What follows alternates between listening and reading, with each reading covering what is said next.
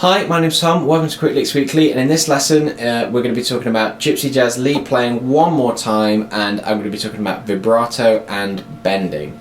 Now the thing I notice in all the top gypsy jazz guitar players is their super fast vibrato. It's the kind of vibrato that you sometimes hear for beginners and electric guitar, and I hate it, on electric guitar that is, and that's that really fast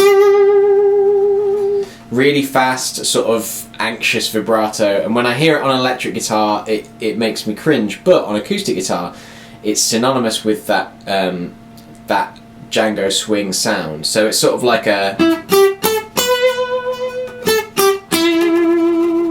really quick, and the way I see Langrini do it is he uses his middle finger supported by his first finger and he really digs into the fretboard like this.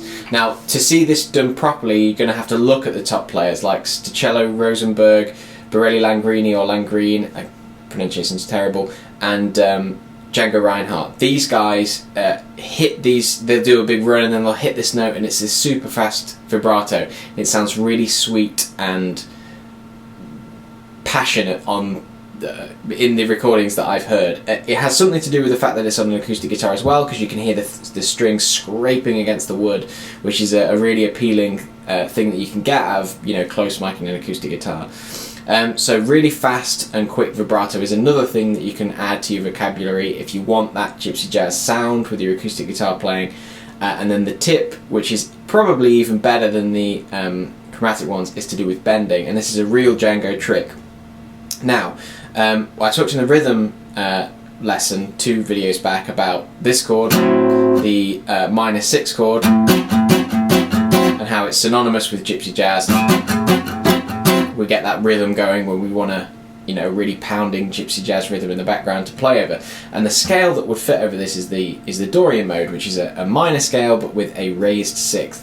Now you can just stick to your minor pentatonic and add this extra note in, it will work fine. So for an A, the note, the Dorian note, so if we just take a pentatonic fragment, we've got 7th fret on the D, 5th on the G, 7th on the G again, 5th on the B, and then 8th on the B as well. Now to get that Dorian note, we need to play the 7th fret on the B. So it's here. If I play the open A, there's our Dorian note. Now, it's not that Django used to use this note a lot, which I'm sure he did in his playing. It's the way he used to hit this note, and it's the way every time I hear anyone do it I get sent back to the first time I ever heard his playing. And that's that he used to hit, and it's similar to the chromatic thing we talked about in the last video. Remember, so if we've got an arpeggio, we play the note below. We're doing exactly the same thing. We're playing the natural 6 that would be found in a normal,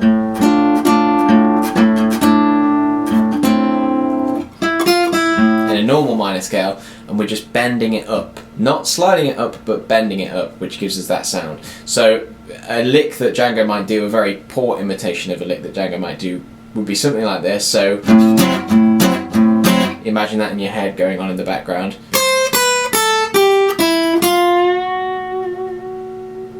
So what I'm doing there is just descending the minor scale, then I'm hitting the natural 6 and then bending it up, which has given us 3 chromatic tones in a row, which is even more of an ambiguous sound and a more tension that's leading up to it. But it's that bending sound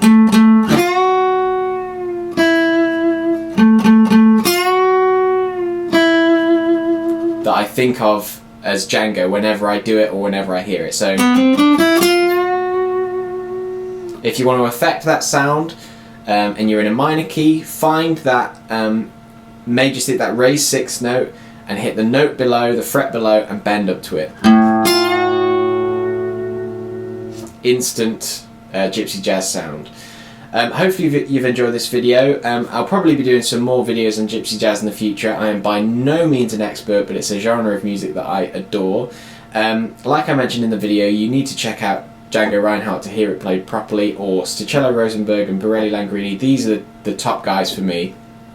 If you like that kind of music, there's something about the acoustic guitar and and the harmonies used and stuff that just hits me on a level that I can't articulate. So hopefully in the last few videos you've picked up a few things that can maybe get you in that ballpark, and then yeah, check out some of those records to really hear it properly, unlike me just scraping away on this thing. Thanks very much for watching, and I'll see you soon.